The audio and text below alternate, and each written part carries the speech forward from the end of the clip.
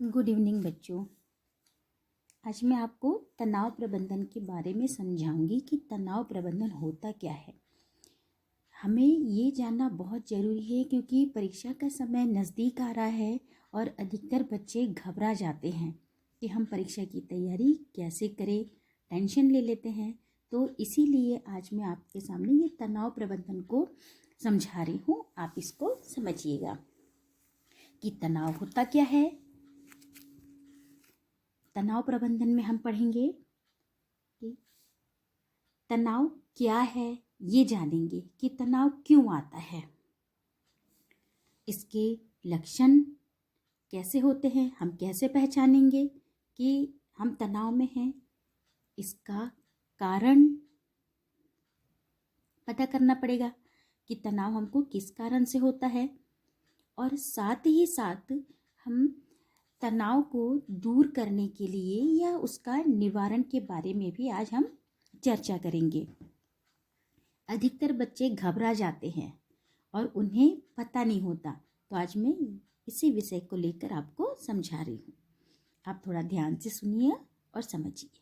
जैसा पहला टॉपिक हमारे पास आता है या पहला प्रश्न हमारे दिमाग में आता है कि तनाव क्या है। तनाव मन स्थिति से उपजा विकार है। मन स्थिति एवं परिस्थिति के बीच असंतुलन एवं असामंजस्य के कारण उत्पन्न होता है, वो तनाव है। हम अपने आप को कंट्रोल नहीं कर पाते, ये एक तनाव का कारण होता है। अब हम इसके जानते हैं कि लक्षण क्या होते हैं तनाव के। पहला लक्षण है सर दर्द। दूसरा लक्षण है घबराहट होना। हम घबरा जाते हैं, जैसे परीक्षा आती है तो परीक्षा का पेपर देख के घबरा जाते हैं या परीक्षा नाम सुन के हम लोग घबरा जाते हैं। पसीना आना,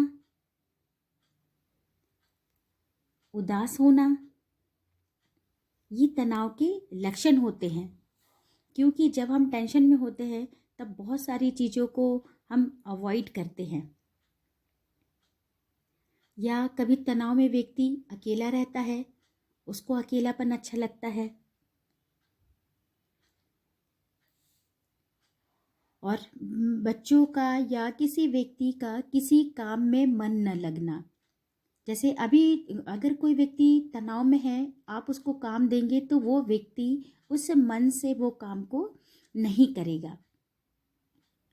भूख न लगना, ये भी एक तनाव का लक्षण होता है।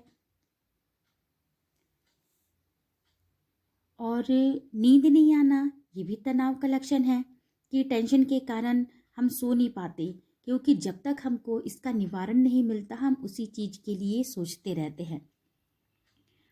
शरीर में थकावट होना या थकान आना, ये भी तनाव का एक लक्षण है।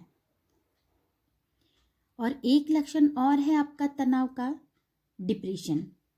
बच्चे तनाव के कारण डिप्रेशन में चले जाते हैं। क्यों? क्योंकि इसके निवारण के बारे में हमें पता नहीं होता है।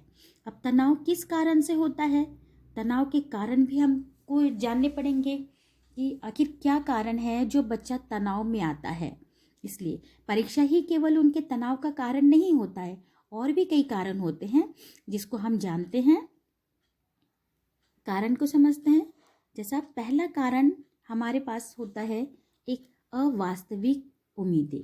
अवास्तविक उम्मीदें मतलब यदि किसी ने हमसे कोई उम्मीद लगाई है और हम वो उम्मीद को पूरा नहीं कर पा रहे हैं, तो ये हमको एक टेंशन बन जाता है कि हम कैसे करेंगे। दूसरा, अभिभावकों का दबाव। पेरेंट्स का प्रेशर रहता है कि आपको इतने % लाने हैं या आपको और बच्चों से ज़्यादा करना है। दोस्तों से प्रतिस्पर्धा, मतलब आपस दोस्तों में ऐसा कंपटीशन होता है कि कहीं ऐसा ना हो कि मेरा दोस्त मेरे से ज़्यादा कर ले या मेरे से ज़्यादा नंबर ले ले या मेरे से आगे बढ़ जाए।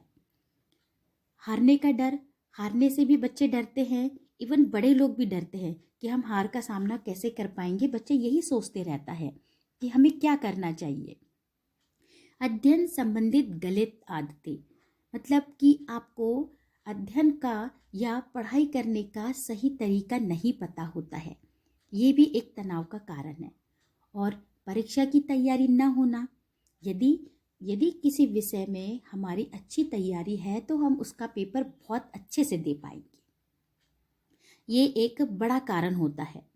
अब हम इसका निवारण किस प्रकार से करेंगे, ये सबसे ज़्यादा ज़रूरी है और हमें इस पे ज़्यादा फोकस करना चाहिए। जैसे पहला, स्वयं की सहायता करें।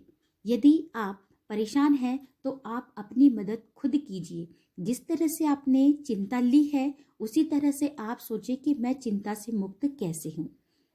दूसरा, व्यायाम करें, जिससे आपका ध्यान व्यायाम की तरफ बट जाता है और आप तंदुरुस्त रहते हैं। ध्यान करना एक बहुत अच्छा निवारण होता है। हमारी इंद्रियां केंद्रित रहती है, हमारा मन भटकता नहीं है।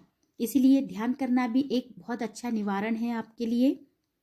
बातचीत करें, अकेले ना रहे, आप समूह में रहें, घर के लोगों से बात करें, दोस्तों से बात करें, ये भी एक अच्छा तरीका है। संगीत सुनना सबसे अच्छा तरीका है। आप उस संगीत को सुनिए जिसे आप पसंद करते हैं, क्योंकि संगीत एक ऐसी चीज है जो सबका मन मोह लेती है और हम संगीत की तरफ आकर्षित भी होते हैं। अपनी समस्या को साझा करना, यदि आप किसी चीज़ से परेशान हैं तो आप अपने शिक्षक से या आप अपने माता पिता से उस चीज़ों को शेयर कर सकते हैं। अपने विषय की पूर्व तैयारी करें। यदि जैसे पेपर है तो उसकी तैयारी बहुत अच्छे से कर ले ताकि आपको टेंशन न रहे। समय के अनुसार चले। 10 मिनट फ्रेश वॉक, सुबह हो या शाम को हो, आपको अपने लिए टाइम निकालें और 10 मिनट वॉक कीजिए। इस प्रकार काफ़ी हद तक आप तनाव से मुक्ति पा सकेंगे। थैंक यू बच्चों, बेस्ट ऑफ लक। पेपर आप अच्छे से दीजिएगा। ओके।